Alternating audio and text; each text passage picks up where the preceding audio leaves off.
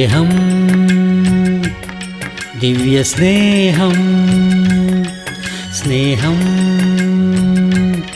ദിവ്യസ്നേഹം. തീത്തോസ് എഴുതിയ ലേഖനം 2-ാം അധ്യായം 1-ാം വാക്യം. നീയോ പത്യോപദേശത്തിന് ചേരുന്നത് പ്രസ്താവിക്ക. നീയോ പത്യോപദേശത്തിന് ചേരുന്നത് പ്രസ്താവിക്കുക.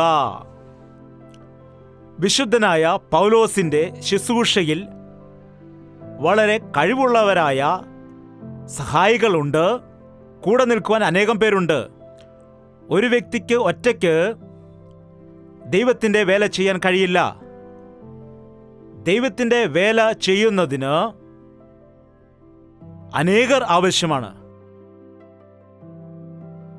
എപ്പോഴാണോ നാം യൂണിറ്റി ഉള്ളവരായി, ഐക്യതയുള്ളവരായി ഇരിക്കുന്നുവോ, അപ്പോൾ മാത്രമേ ദൈവത്തിൻ്റെ വൻ കാര്യങ്ങൾ കാണാൻ കഴിയൂ. ദൈവത്തിൻ്റെ പ്രവൃത്തികൾ നടക്കണമെങ്കിൽ ദൈവം തിരഞ്ഞെടുത്തിരിക്കുന്നതായ, ദൈവത്താൽ തിരഞ്ഞെടുക്കപ്പെട്ട ആൾ, ദൈവദാസന്മാർ, അനേക വരങ്ങൾ ഉള്ളവർ, അതുപോലെ അനേക താലന്തുകൾ ഉള്ളവർ, ഇവരെല്ലാം ഒരുമിച്ച് നിൽക്കണം. അങ്ങനെ ഐക്യതയോടെ നിൽക്കുന്നതിന് വേണ്ടി ദൈവത്തിൻ്റെ കൃപ നമുക്ക് ഒരുപാട് ആവശ്യമാണ്. തീത്തോസ് പൗലോസിന്റെ ശുശ്രൂഷ സഹായികളിൽ ഒരാളാണ്. എൻ്റെ അരുമ ശിഷ്യനാണ്, എൻ്റെ മകനാണ് എന്ന് തിമോത്തിയോസിനെ കുറിച്ചും തീത്തോസിനെ കുറിച്ചും പൗലോസ് പറഞ്ഞിട്ടുണ്ട്. ഇവർ യൗവനക്കാരാണ്. തിമോത്തിയോസ് ഒരു 20-22 വയസ്സ് ഉള്ളപ്പോൾ തന്നെ വലിയൊരു ദൈവദാസനായി.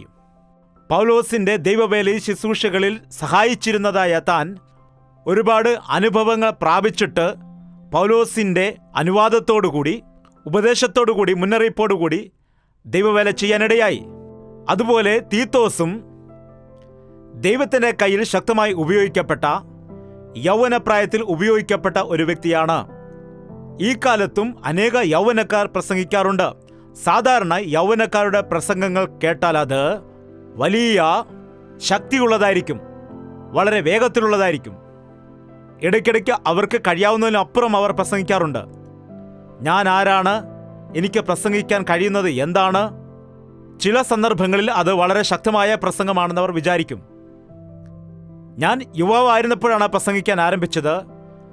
ചില സമയത്ത് ഇനിയും ഞാൻ എന്തൊക്കെയോ പഠിക്കേണ്ടതായിട്ടുണ്ട്, ഇപ്പോഴും ഞാൻ ചെറിയവനാണ് എന്ന മനോഭാവത്തോടെ, എന്ന മനസ്സിൽ ചിന്തയോടുകൂടി പ്രസംഗിക്കുമ്പോൾ വളരെ സൂക്ഷ്മതയോടെ ആയിരിക്കും. നിങ്ങൾ എന്ന് പറയാതെ പലപ്പോഴും നമ്മളെന്നാണ് ഞാൻ പറയാറുള്ളത്. എന്തുകൊണ്ടെന്നാൽ ഞാനൊരു വലിയ വ്യക്തിയാണെന്ന് വിചാരിക്കാതെ, താഴെയിരിക്കുന്ന നിങ്ങളെല്ലാം ചെറിയ ആളുകളാണെന്നുള്ള മനോഭാവത്തോടെ വചനം സംസാരിക്കുന്നത് ശരിയായതല്ല.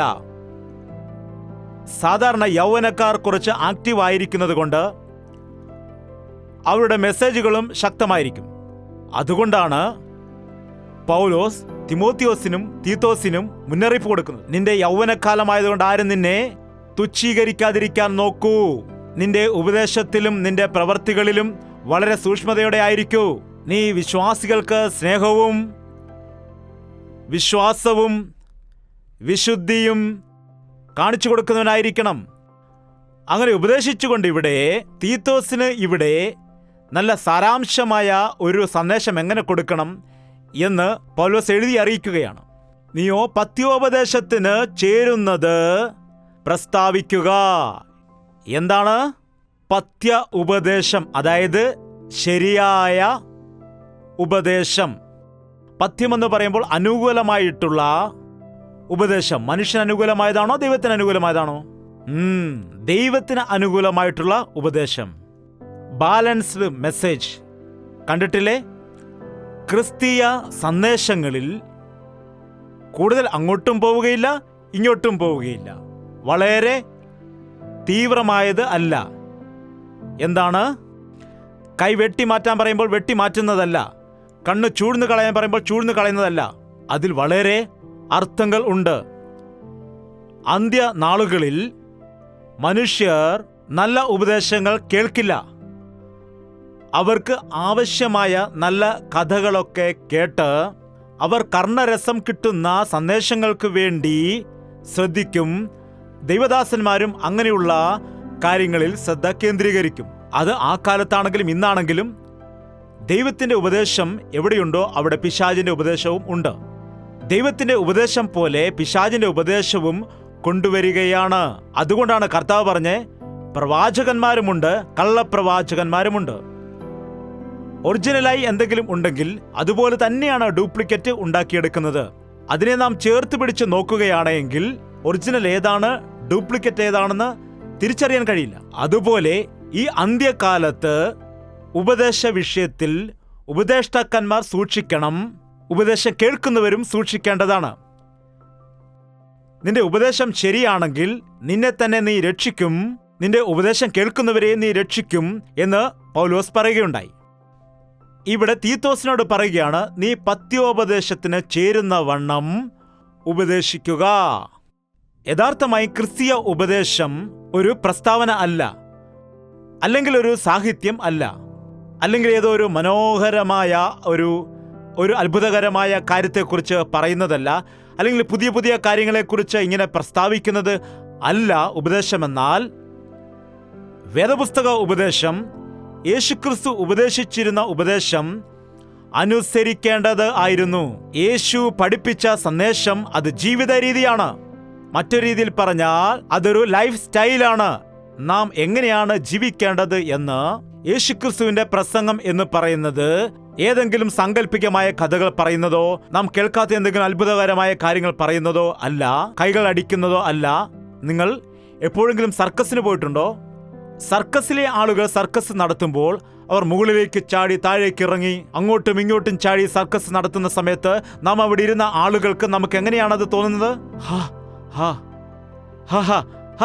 ആ ജോക്കർ വരുന്ന സമയത്ത് അവന്റെ കുടവേര് കണ്ടിട്ട് എല്ലാവരും വീണ് കിടന്ന് ചിരിക്കാനിടയാകും.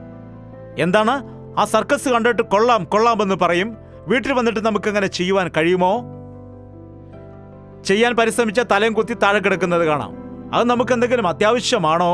അത് കുറച്ച് സമയത്ത് വിനോദമായിട്ട് കാണുവാൻ വേണ്ടിയാണ്. അതിൽ കൂടെ നമുക്ക് വലിയ പ്രയോജനമില്ല. ക്രിസ്ത്യ ഉപദേശം അങ്ങനെയല്ല. പ്രസംഗം കേട്ടിട്ട് ദൈവം എന്ത് വലിയവനാണ്, ആഹാ ഓഹോ ആഹാ ആഹാ എന്ന് പറഞ്ഞിട്ട് വീട്ടിൽ ചെന്നിട്ട് സാധാരണ ആകുവാൻ പോലെയുള്ള ക്രിസ്തീയ ജീവിതമല്ല യേശു ക്രിസ്തു പഠിപ്പിച്ചത്.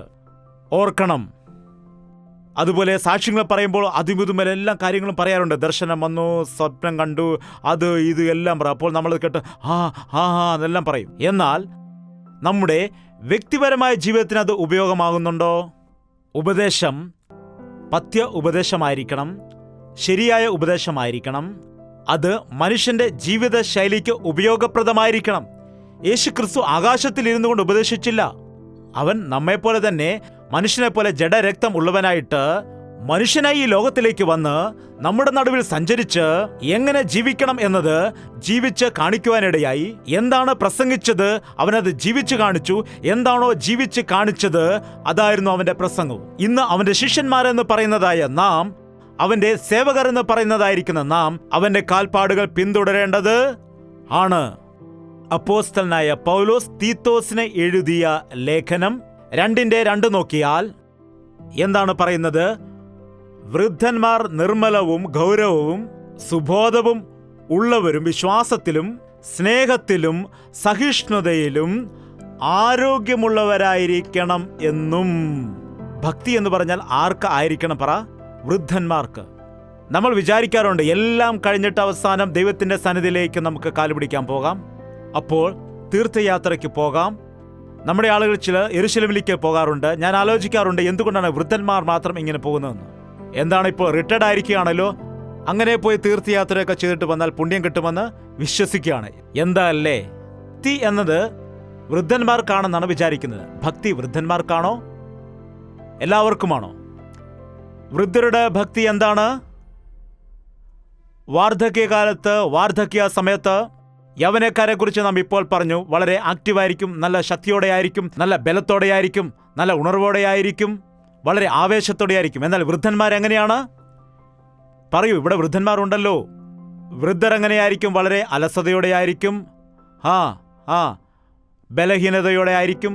ഇപ്പോഴാണെങ്കിൽ പലവിധമായ രോഗത്താലായിരിക്കും. വാർദ്ധക്യമാകുമ്പോൾ പലർക്കും ചില ഡിഗ്രികൾ ഉണ്ടാകാനിടയാകും. എങ്ങനെയുള്ള ഡിഗ്രികളാണ്? ഷുഗർ, BP, തൈറോയിഡ്, കാലുവേദന, പുറംവേദന, നടുവേദന, കഴുത്തുവേദന, എത്ര വേദനയുണ്ടെങ്കിലും ചില സ്ത്രീകൾ വാർദ്ധക്യത്തിലുള്ള അവർ അടങ്ങിയിരിക്കുകയില്ല. അടങ്ങിയിരിക്കുമോ? അവർ ആരോടെങ്കിലും വഴക്കുണ്ടാക്കിക്കൊണ്ടേയിരിക്കും. എന്താണ്? ആരെങ്കിലും ചോദിക്കുവാൻ വേണ്ടി ചെന്നാൽ, നീ എന്താടാ എന്നെ പഠിപ്പിക്കാൻ വേണ്ടി വരുന്നത്? എൻ്റെ മുൻപിൽ വളർന്നവനല്ലേ നീയാണോ എന്നെ പഠിപ്പിക്കാൻ വരുന്നത്? തിരിച്ചു പറയുന്നത് കാണാം. എന്താണ്? അപ്പച്ചനെ നീ പഠിപ്പിക്കാൻ വേണ്ടി വരുവാണോ എന്ന് അപ്പച്ചൻ പറയാനിടും. അതല്ല അപ്പച്ച, പിന്നെന്താടാ, മിണ്ടാതിരിക്കൂ എന്ന് പറയും. എത്ര ധൈര്യമാടാ നിനക്ക്? എൻ്റെ അപ്പൻ്റെ മുൻപിൽ ഞാൻ നേരെ നീക്കത്ത് പോലുമില്ലായിരുന്നു ഇത്ര പ്രായമായിട്ടും. നീ ഇപ്പോഴേ വന്ന് എൻ്റെ മുൻപിൽ നിന്ന് സംസാരിക്കാറായോ എന്നാണ് പറയുന്നത്. നിങ്ങൾക്കറിയാമോ, പഴയകാലത്ത് പിതാവ്, മക്കൾ വളർന്നു വലുതായി അവർ പിതാവായാലും അവരുടെ പിതാവിനെ കാണുമ്പോൾ ഭയമാണ്. ഇപ്പോഴെവിടെയാണുള്ളത്? വൃദ്ധന്മാർ നിർമ്മതർ ആയിരിക്കണം. ഞാൻ കണ്ടിട്ടുണ്ട് ഈ ഗ്രാമപ്രദേശങ്ങളിൽ വൃദ്ധന്മാരെ. ഈ വൃദ്ധന്മാരിൽ അനേകം ആളുകൾ കള്ളു കുടിക്കാറുണ്ട്. ഇനിയും കുറച്ച് ഉള്ളിലേക്ക് ചെല്ലുകയാണെങ്കിൽ അവർ ചാരായം കുടിക്കുന്നത് കാണാം. വൃദ്ധന്മാർ കള്ളൊക്കെ കടിച്ചിട്ട് ഇങ്ങനെ സുഖമായിട്ട് കിടന്നുറങ്ങുന്നത് കാണാം. വാർദ്ധക്യ സമയത്ത് ചില ദുശീലങ്ങൾക്ക് അടിമകളായി പോവുകയാണ്. ഇനിയും ആണുങ്ങളാണെങ്കിൽ ചാരായം കുടിക്കുന്ന ആളുകൾ, വൃദ്ധന്മാരെ ഞാൻ കണ്ടിട്ടുണ്ട്. അവർ യൗവനക്കാരായിരുന്ന സമയത്ത് അവർ ശീലിച്ചു വന്ന ആ കാര്യം, ഒരപ്പച്ചൻ പറയാണ്, ദൈവത്തിൻ്റെ കൃപയാലാണ് ഇപ്പോഴും എനിക്ക് കുടിക്കാൻ പറ്റുന്നത്. അത് എന്താണെന്ന് ചോദിച്ചാൽ, ഞാനെന്താണ് ചെയ്യേണ്ടത്? ദൈവം എനിക്ക് പണം നൽകുന്നു, ഞാൻ കുടിക്കുന്നു. എൻ്റെ സമപ്രായക്കാരിൽ എപ്പോഴേ മരിച്ചു പോകാനിടയായി, എന്നാൽ ഞാൻ ഇപ്പോൾ മദ്യപിക്കുന്നു, എങ്കിലും ദൈവം എന്നെ ബലത്തോടെ നടത്തുന്നു എന്ന് പറയും. ദൈവം നമുക്ക് ദീർഘക്ഷമ നൽകുമ്പോൾ ദൈവത്തിൻ്റെ കൃപയാൽ, എന്നാൽ ചില വ്യക്തികൾ അതിനെ ചൂഷണം ചെയ്യാറുണ്ട്. വാർദ്ധക്യകാലം എന്ന് പറഞ്ഞാൽ ഭയങ്കരകരമായൊരു സമയമാണ്. നമ്മുടെ ശക്തിക്ക് നമുക്ക് ഒരു നിയന്ത്രണവും അവിടെ ഉണ്ടായിരിക്കുകയില്ല.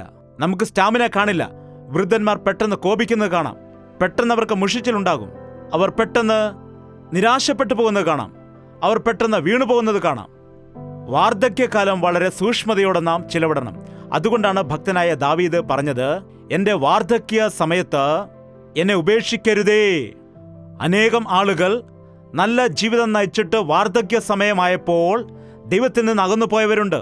അതുകൊണ്ടാണ് വാർദ്ധക്യ സമയം നല്ലതായി നാം ഉപയോഗിക്കണം. വൃദ്ധന്മാർ നിർമ്മതരായിരിക്കണം, ഗൗരവം ഉള്ളവരായി ഇരിക്കേണ്ടതാണ്, സുബോധമുള്ളവരായി ഇരിക്കേണ്ടതാണ്, വിശ്വാസത്തിലും സ്നേഹത്തിലും സഹിഷ്ണുതയുള്ളവരും ആരോഗ്യമുള്ളവരും ആയിരിക്കേണ്ടതാണ്. ഓ, എൻ്റെ കാലമെല്ലാം കഴിഞ്ഞു പോയിരിക്കുന്നു എന്ന് പറയുന്നതല്ല. വാർദ്ധക്യ സമയത്തിലും സ്നേഹവും വിശ്വാസവും സഹിഷ്ണുതയും സുബോധവും ഗൗരവവും പവിത്രതയുമുള്ളവരായിരിക്കണം. അനേകം വൃദ്ധന്മാർ എപ്പോഴും തിന്നോണ്ടേയിരിക്കും. നമുക്ക് യഥാർത്ഥത്തിൽ പറയുകയാണെങ്കിൽ ഒരു 17-18 വയസ്സ് വരെ നിങ്ങൾക്ക് ഇഷ്ടം പോലെ കഴിച്ചോ, നിങ്ങൾ കഴിക്കൂ. അതിനുശേഷം നിങ്ങൾ അതിൽ ശ്രദ്ധിക്കേണ്ടതാണ്. എന്താണ്? 30 വയസ്സ് 40 ആകുമ്പോൾ വായിക്ക് നിയന്ത്രണം കൊടുക്കണം, അല്ലെങ്കിൽ രോഗങ്ങളുണ്ടാകും. 40-50 ആകുന്ന സമയത്തേക്ക് ഇനിയും ഓട്ടോമാറ്റിക്കായിട്ട് ഷുഗർ വരുന്നതിന് മുൻപ് തന്നെ കൺട്രോൾ ചെയ്യൂ. എന്താണ്? നിങ്ങൾ ഡയബറ്റിക് പേഷ്യൻ്റ് ആകുന്നതിന് മുൻപ് തന്നെ നിങ്ങളുടെ ഭക്ഷണകാര്യത്തിൽ നിയന്ത്രണമുണ്ടെങ്കിൽ നിങ്ങൾക്ക് രോഗം വരില്ല. എന്തുകൊണ്ടെന്നാൽ ഈ കാലത്ത് അനേകം ആളുകൾക്ക് മിതഭക്ഷണം ഇല്ല. മതി എന്ന പദം അവർ ഉപയോഗിക്കില്ല. എന്തെങ്കിലും ഇഷ്ടമാണെങ്കിൽ അതിങ്ങനെ തിന്നുകൊണ്ടേയിരിക്കും. ഒരു കാര്യം ഇഷ്ടമാണെങ്കിൽ അത് വാങ്ങിച്ചുകൊണ്ടേയിരിക്കും. ഒരു കാര്യം ഇഷ്ടമുണ്ടെങ്കിൽ അത് ചെയ്തുകൊണ്ടേയിരിക്കും. തന്മൂലം അതിന് അവർ അടിമകളായി പോകും. നമ്മുടെ ആവശ്യങ്ങൾക്ക് നാം നിയന്ത്രണം കൊടുത്തില്ലെങ്കിൽ അത് ശീലമായി മാറുമെന്നാണ്. നമ്മുടെ കാര്യങ്ങൾക്ക് നിയന്ത്രണം ഏർപ്പെടുത്തിയില്ലെങ്കിൽ എന്താണ്? അത് നമുക്ക് ശീലമായി, ദുശീലമായി മാറുമെന്നാണ് പറയുന്നത്. അതുകൊണ്ടാണ് ഏതെങ്കിലും കാര്യത്തിൽ നാം എനിക്ക് ഇങ്ങനെ തന്നെ അത് വേണം എന്ന് നാം ചിന്തിക്കുകയാണെങ്കിൽ, അതില്ലാതെ എനിക്ക് ജീവിക്കുവാൻ കഴിയും എന്ന് നിങ്ങളൊരു തീരുമാനം എടുക്കേണ്ടതാണ്. നീ അച്ചടക്കം പാലിക്കേണ്ടതാണ്. നിന്നെ നീ തന്നെ നിയന്ത്രിക്കണം. ആത്മനിയന്ത്രണം ഉള്ളവനായിരിക്കണം. വൃദ്ധർ ഗൗരവമുള്ളവരായിരിക്കണമെന്ന് പറയൂ. അതുപോലെ വൃദ്ധർ സുബോധമുള്ളവരായിരിക്കേണ്ടതാണ്. പ്രായമുള്ള അനേകരും എപ്പോഴും വഴക്കുണ്ടാക്കുന്നത് കാണാം. വൃദ്ധന്മാർക്ക് പലപ്പോഴും പണി കാണില്ലല്ലോ. കല്യാണത്തിന്റെ പൊരുത്തമൊക്കെ നോക്കിക്കൊണ്ടേയിരിക്കും. മകന്റെയും മകളുടെയും ബർത്ത്ഡേ വരുന്ന സമയത്ത്, മോനെ, ഞാൻ മരിക്കുന്നതിന് മുൻപ് ഈ മോന് ഇവളെ തന്നെ കല്യാണം കഴിപ്പിക്കണം. എന്താണ്? ഇവനിതാ കൊച്ചു പയ്യനാണ്, ഇവളിതാ MBBS പഠിച്ചുകൊണ്ടിരിക്കുന്നു. അപ്പച്ചന് വാക്ക് പറഞ്ഞിട്ട് ഇവരെ തമ്മിൽ കല്യാണം കഴിപ്പിച്ചാൽ അവസാനം എന്താണ് സംഭവിക്കുന്നത്? എന്താണ്? ഇവിടെ അവർക്ക് യാതൊരു സ്വാതന്ത്ര്യവുമില്ലേ? ആ പെൺകുട്ടി ഡോക്ടറായി മാറി. ഇവനെ കൊണ്ട് കല്യാണം കഴിപ്പിക്കണം. അത് ചെറുപ്പത്തിൽ തന്നെ പറഞ്ഞുറപ്പിച്ചു വെച്ചതാണെന്ന്. അതിപ്പോൾ എന്താവും? നോക്കൂ, പ്രായമുള്ളവരിൽ അനേകർ ആവശ്യമില്ലാത്ത കാര്യങ്ങൾ ഇങ്ങനെ ഉണ്ടാക്കി വയ്ക്കാറുണ്ട്. ഒരു കാര്യം നിങ്ങൾ ശ്രദ്ധിക്കുക, വൃദ്ധരായിരിക്കുന്നവർ ദൈവത്തിന് സമർപ്പിച്ചു കൊടുത്താൽ ഇങ്ങനെ സാധാരണ വരുന്നതായ ഇങ്ങനെ ഉള്ള പ്രശ്നങ്ങളിൽ നിന്ന് മാറിയിട്ട് ശ്രേഷ്ഠമായ ഒരു അമ്മയായി, അപ്പച്ചനായിട്ട് നിങ്ങൾക്ക് മാറാം. തിമോത്തിയോസിന്റെ വല്യമ്മ എത്ര വലിയ വിശ്വാസിയായിരുന്നു. അതുകൊണ്ട് അവൻ്റെ അമ്മയ്ക്കും ആ വിശ്വാസം ഉണ്ടാകുവാൻ ഇടയായി. അതുകൊണ്ട് ഞാൻ നെഗറ്റീവായിട്ട് പറയുമെന്ന് വിചാരിക്കരുത്. വൃദ്ധന്മാർ സമാധാനപ്രിയരായിരിക്കുകയാണെങ്കിൽ നിങ്ങൾ വാർദ്ധക്യത്തിലും ഫലം കായ്ക്കാനിടയാകും. നിങ്ങൾ വാർദ്ധക്യത്തിലും അനേകം നന്മ ചെയ്യുന്നവരാവും. നിങ്ങളുടെ വീട്ടിൽ നിങ്ങളുടെ മക്കൾക്ക് നിങ്ങൾ ഒരു ഉപയോഗപ്രദമായ ഡിക്ഷണറി പോലെയായിരിക്കും. അമ്മച്ചി എന്താണ് ചെയ്യേണ്ടത്, അപ്പച്ച എന്താണ്, അപ്പൂപ്പ എന്താണ് ചെയ്യേണ്ടതെന്ന് ചോദിച്ചിട്ട് മക്കൾ നിങ്ങളുടെ അടുക്കൽ വന്ന് അഭിപ്രായം ചോദിക്കാനിടയാകും. ഞങ്ങൾക്ക് വേണ്ടി പ്രാർത്ഥിക്കുവാൻ വേണ്ടി പ്രാർത്ഥന അപേക്ഷിക്കും. നിങ്ങൾ നോക്കൂ, നിങ്ങളുടെ കൊച്ചുമക്കൾ നിങ്ങളുടെ അടുക്കൽ വന്ന് പ്രാർത്ഥന അപേക്ഷിക്കുന്നത് ഉണ്ടോ? അപ്പച്ച ഞാൻ എന്താണ് ചെയ്യേണ്ടതെന്ന് ചോദിക്കാറുണ്ടോ? അല്ലെങ്കിൽ ആ കിളവൻ എന്തറിയാമെന്നാണോ പറയുന്നത്? നിങ്ങൾ അവർക്ക് മാതൃകയായിട്ടുണ്ടെങ്കിൽ വാർദ്ധക്യത്തിലും ഫലം കായ്ക്കാനിടയാകും, നന്മ കാണിക്കാനിടയാകും, ഇനിയും അനുഗ്രഹിക്കപ്പെടാനിടയാകും. അതുകൊണ്ട് വൃദ്ധന്മാർക്ക് സഭയിൽ സ്ഥാനമില്ല എന്ന് പറയരുത്, അല്ലെങ്കിൽ വൃദ്ധന്മാർക്കാണ് സ്ഥാനമുള്ളതെന്ന് പറയരുത്, അവർക്കാണ് ഭക്തി എന്ന് പറയരുത്. നിങ്ങൾ വാർദ്ധക്യ കാലത്തും കൂടി അനുഗ്രഹിക്കപ്പെടുന്നവർ ആയിരിക്കണം. യേശുക്രിസ്തു പറഞ്ഞ വചനങ്ങൾ കേട്ടാൽ വാർദ്ധക്യ സമയത്തും കൂടെ നിങ്ങൾ ഇനിയും ഫലം കായ്ക്കും. നിങ്ങൾ ഇനിയും വളരും. നിങ്ങളുടെ അനുഭവ ജ്ഞാനത്തിൽ കൂടി അനേകരെ അനുഗ്രഹത്തിലേക്ക് നടത്തുവാനിടയാകും. വാർദ്ധക്യത്തിൽ ഉള്ളവർ ദൈവത്തിന്റെ വചനത്തിൽ വിശ്വസിക്കൂ. ദൈവത്തിൽ ആശ്രയിച്ചുകൊണ്ട് നിങ്ങൾ മുൻപോട്ട് പോകുവാൻ വേണ്ടി ശ്രമിക്കൂ. നിങ്ങൾ എല്ലാ വിഷയത്തിലും സുബോധമുള്ളവരായി നിർമ്മതരായിരിക്കുവാൻ വേണ്ടി ശ്രമിക്കൂ. 60 വയസ്സിൽ കൂടുതലായിരിക്കുന്ന വാർദ്ധക്യത്തിലുള്ളവർ ഒന്ന് കൈ ഉയർത്താമോ? ഞാൻ കൈ ഉയർത്താം. ഒരുപക്ഷെ യേശുവിനെ അറിഞ്ഞില്ലായിരുന്നുവെങ്കിൽ, ഏതെങ്കിലും ജോലി ചെയ്തിരിക്കുകയായിരുന്നെങ്കിൽ റിട്ടയർഡ് ആയിട്ട് ആ സ്ഥിതിയിൽ തന്നെ ആയിപ്പോയേനെ. എന്നാൽ നിർമ്മതനായിരിക്കാൻ പരിശ്രമിച്ചു. ഇപ്പോഴും മിതഭക്ഷണമാണ്, കുറച്ച് മാത്രമേ ഭക്ഷിക്കൂ, എനിക്ക് ആവശ്യമുള്ള അത്രയും. ഞാൻ ചെറുപ്പം മുതലേ അങ്ങനെ തന്നെ ശീലിച്ചതാണ്. ആരും എനിക്ക് വിളമ്പിത്തരണ്ട, ഞാൻ തന്നെ എനിക്ക് ആവശ്യമുള്ളത് എടുത്ത് ആവശ്യത്തിന് കഴിക്കുവാൻ ഇടയാകും. ചിലർ ബലം പ്രയോഗിച്ചിടാറുണ്ട്. ഞാൻ കുറച്ചുറങ്ങിയിട്ട് കൂടുതൽ കർത്താവിന് വേണ്ടി പ്രവർത്തിക്കും. അതുകൊണ്ട് ദൈവത്തിനു വേണ്ടി വേല ചെയ്തുകൊണ്ട് നിർമ്മതനായിരിക്കുമ്പോൾ അനുഗ്രഹമുള്ളവനായിരിക്കുന്നു. അനേക യൗവനക്കാരെ എനിക്ക് ഉപദേശിക്കുവാൻ കഴിയും. നോക്ക്, ഈ വയസ്സിൽ ഞാൻ ചെയ്യുന്നുണ്ടല്ലോ, നിനക്ക് ചെയ്യുവാൻ കഴിയില്ലേ? അപ്പോൾ അവർ എന്നോടൊപ്പം ചേർന്ന് ജോലി ചെയ്യുന്നത് കാണാം. അതല്പം അവർക്ക് ബുദ്ധിമുട്ടാണെങ്കിലും എന്നാൽ അവർ എന്നോടൊപ്പം ചേർന്ന് കഷ്ടപ്പെടുവാൻ ഇടയാകുന്നു. എന്തുകൊണ്ടെന്നാൽ നീ ഒരു നല്ല മാതൃകയായിട്ട് വാർദ്ധക്യ സമയത്ത് മാതൃകയായി ജീവിക്കുകയാണെങ്കിൽ, നല്ല പ്രാർത്ഥന ജീവിതമുള്ളവനായി, വിശ്വാസമുള്ളവനായിട്ട്, സുബോധമുള്ളവനായിരിക്കുകയാണെങ്കിൽ, ചില ആളുകൾക്ക് വാർദ്ധക്യ സമയത്ത് അവർ ആരെയും വകവയ്ക്കുകയില്ല. എന്ന് പറഞ്ഞാൽ നീ ആരാടാ എന്നോട് ചോദിക്കാൻ, എന്നോട് സംസാരിക്കാൻ, നീ ആരാണ് എന്ന് പറഞ്ഞ് അവരെ വകവയ്ക്കത്തില്ല. എന്നാൽ സുബോധമുള്ളതായ മനസ്സ്, സുബോധമുള്ള മനസ്സെന്ന് പറഞ്ഞാൽ സൗമ്യമായിരിക്കുക എന്നത്. ചെറിയ കുട്ടികളുടെ അടുത്ത് യൗവനക്കാർ വന്ന് പറയുന്നത് പോലെ, യൗവനക്കാർ വന്നിട്ട് വാർദ്ധക്യത്തിലുള്ള അപ്പച്ചനോട് പറയുമെങ്കിൽ, അതേ മോനെ എനിക്കറിയത്തില്ല, പറഞ്ഞതാ എന്ന് പറഞ്ഞാൽ തെറ്റെന്താണ്? അങ്ങനെ പറയുമ്പോൾ നമുക്ക് ആ വ്യക്തിയെ നേടുവാൻ കഴിയും. എന്നാൽ ഈ കാലത്തുണ്ടായിരിക്കുന്ന ടെക്നോളജി ഒന്നും തന്നെ അന്ന് പഴയ കാലത്തില്ലായിരുന്നു. ഇപ്പോൾ കമ്പ്യൂട്ടറുകളുണ്ട്. ഞങ്ങളുടെ കാലത്ത് സേവ ചെയ്ത സമയത്ത് കമ്പ്യൂട്ടറുകളൊന്നും ഇല്ലായിരുന്നു. ഇപ്പോൾ ഞാൻ കമ്പ്യൂട്ടറിൽ ജോലി ചെയ്യുന്നുണ്ട്. ഇങ്ങനെ ചെയ്യാൻ വേണ്ടി ഞാൻ എവിടെയും പോയി വേറെ വെളിയിൽ പോയൊന്നും പഠിച്ചതൊന്നുമല്ല. യൗവനക്കാരുടെ അടുക്കൽ പഠിച്ചതാണ്, എൻ്റെ മക്കളുടെ അടുക്കൽ നിന്ന് പഠിച്ചതാണ്. ഇവിടെ പ്രവീൺ എന്ന നമ്മുടെ ഒരു പയ്യനുണ്ട്, അവൻ്റെ അടുത്ത് ഞാൻ ഇരുന്നിട്ട് പറയൂ എന്ന് പറഞ്ഞിട്ട് അങ്ങനെയാണ് ഞാൻ എഡിറ്റിംഗ് പഠിച്ചത്. ഒരു കോഴ്സ് ഞാൻ ചെയ്തിട്ടില്ല. നോക്കൂ, ഇന്ന് വൃദ്ധന്മാർ എൻ്റെ കാലം കഴിഞ്ഞു പോയി എന്ന് പറഞ്ഞിട്ട് വെറുതെ ഇരിക്കുകയാണ്. എന്നാൽ അങ്ങനെയല്ല. ശ്വാസം തീരുന്നത് വരെ നിനക്ക് പഠിക്കുവാൻ കഴിയും. ശ്വാസമുള്ള കാലത്തോളം നിനക്ക് പ്രയോജനമായിരിക്കുവാൻ കഴിയും. അങ്ങനെ ആയിരിക്കാൻ കഴിയും. വൃദ്ധന്മാരെ പ്രോത്സാഹിപ്പിക്കുക. അവർക്കുണ്ടായിരിക്കുന്ന അനുഭവം ഇപ്പോഴുള്ള യുവജനങ്ങൾക്ക് ഇല്ല. ഇപ്പോഴുള്ള യൗവനക്കാർക്ക് അത്ര അനുഭവമില്ല. അനേകം വർഷങ്ങളായിട്ട് ദൈവവേലയിൽ ഞാൻ പഠിച്ചതായ കാര്യങ്ങളെല്ലാം ഓർത്തു നോക്കുമ്പോൾ എനിക്ക് അതിശയമാണ് ഉണ്ടാകുന്നത്. ഓരോരോ സമയത്തും ഓരോരോ പടിപടിയായി ദൈവം എന്നെ ഉയർത്തിക്കൊണ്ട് വന്നത് ഓർത്താൽ, കഷ്ടപ്പെട്ട് നടന്ന് കഞ്ഞി കുടിച്ച് ഉപ്പുമാവ് കഴിച്ച് വഴിയരികിൽ നിന്ന് 2 ഇഡലി വാങ്ങിച്ച് കഴിച്ച് ശുശ്രൂഷ ചെയ്തതായ കാര്യങ്ങൾ എനിക്ക് ഓർമ്മയുണ്ട്. അനേക തവണ ഈ ദേശത്ത് വന്ന് ശുശ്രൂഷ ചെയ്തിട്ട് ഞാൻ തിരിച്ച് ചെന്നൈക്ക് പോകുന്ന സമയത്ത് ഒരുപാട് തവണ ഏതോ ഒരു നാട്ടിൽ നിന്ന് വരുന്ന സമയത്ത് ഇവിടെ ഇടയ്ക്കൊരു സ്ഥലത്ത് നിൽക്കുവാൻ ഇടയായി. അവിടെ മീറ്റിംഗ് തീർന്ന ഉടൻ തന്നെ നിൽക്കാതെ ഞാൻ അവിടെ നിന്ന് ഓടി വരുവാനിടയായി. കാരണം എനിക്ക് നിന്ന് കഴിഞ്ഞാൽ പിന്നെ ട്രെയിൻ കിട്ടത്തില്ല. അതുകൊണ്ട് ഭക്ഷണം പോലും കഴിക്കാതെ അവിടെ നിന്ന് വരാനിടയായി. അവർ നിർബന്ധിച്ചിട്ടും ഞാൻ കഴിച്ചില്ല. കുടിക്കാനുള്ള വെള്ളം പോലും ഞാൻ എടുക്കാനിടയായില്ല. അങ്ങനെ വിജയവാഡ എത്തിയപ്പോഴും എനിക്ക് വിശന്ന് തളർന്നിയായിരുന്നു. എനിക്ക് വെള്ളം പോലും കുടിക്കാനില്ലായിരുന്നു. 2 മണിക്കൂർ പ്രസംഗിച്ചിട്ടാണ് ഞാൻ വരുന്നത്. വളരെ ചൂടെടുക്കുന്നു. ഞാനൊരു ബനിയനൊക്കെ ഇട്ട് ലുങ്കി ഉടുത്തിട്ട് തലയിൽ കുറച്ച് എണ്ണയൊക്കെ തേച്ച് അവിടെ ഇറങ്ങിയിട്ട് ആ കടയിൽ നിന്ന് ഒരു ബിസ്ക്കറ്റ് പാക്കറ്റ് വാങ്ങിച്ചിട്ട് എൻ്റെ സീറ്റിൽ നിന്ന് പതിയെ കഴിച്ചുകൊണ്ടിരിക്കുക. ഒരാൾ എൻ്റെ അടുക്കിലേക്ക് വന്നു. നിങ്ങൾ ജയ്പാൽ പാസ്റ്റർ അല്ലേ? അതെ. എന്താണ് ഇങ്ങനെ ഇരിക്കുന്നത്? എന്തു പറ്റി? ഇങ്ങനെയായിരിക്കുന്നത് എന്താണ്? അപ്പോൾ ഒരു ബിസ്ക്കറ്റ് പാക്കറ്റ് കിട്ടിയാൽ മതി. അവിടെ റെയിൽവേ സ്റ്റേഷനിലെ പൈപ്പിൽ വരുന്നതായ വെള്ളം ഒരു പഴയ ബോട്ടിലെടുത്തിട്ട് അത് പിടിച്ചിട്ട് അത് കുടിച്ചാൽ മതിയെന്നാണ് വിചാരിക്കുന്നത്. അങ്ങനെ വളരെ തീഷ്ണതയോടെ 92-2000 കാലഘട്ടം വരെ ദൈവവേല ചെയ്യാനിടയായി. ഇപ്പോഴും ഞാൻ ദൈവവേല ചെയ്യാൻ ഒരുക്കമാണ്. അതുകൊണ്ടാണ് ഞാൻ ഇങ്ങനെ നിൽക്കുന്നത്. ശരീരത്തെ നീ വൃഥാവാക്കി വിൽക്കരുത്. വാർദ്ധക്യ സമയത്ത് ഇനിയും നീ ഫലം കായ്ക്കണം. ഇനിയും നീ അനുഗ്രഹം പ്രാപിക്കണം.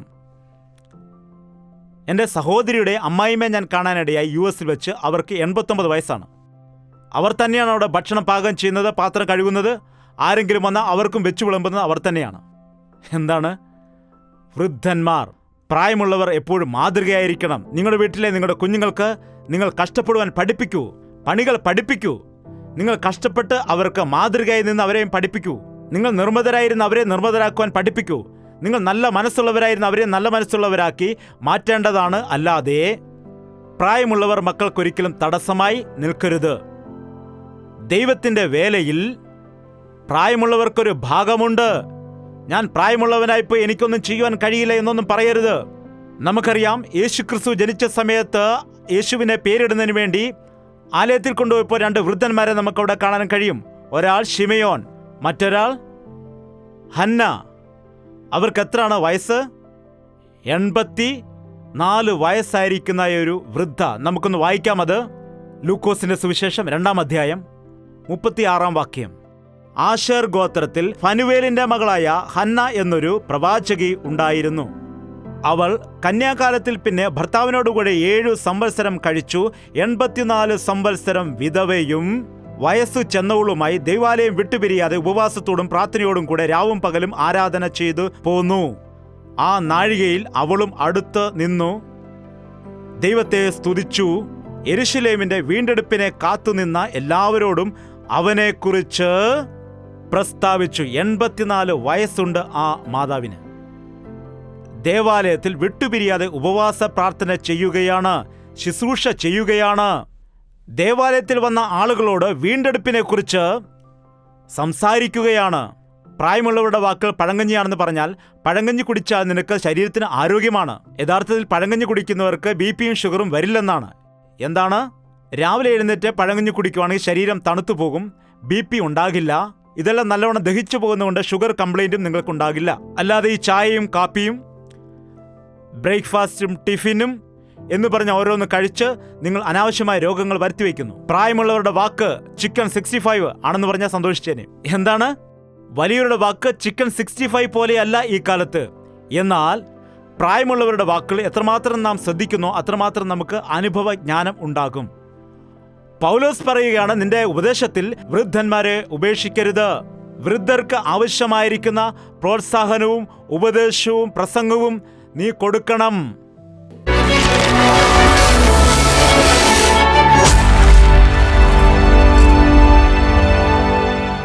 വൃദ്ധന്മാരെ, നിങ്ങൾ പ്രാർത്ഥിക്കൂ. വലിയ ശുശ്രൂഷ നിങ്ങൾക്ക് ചെയ്യാൻ കഴിയും.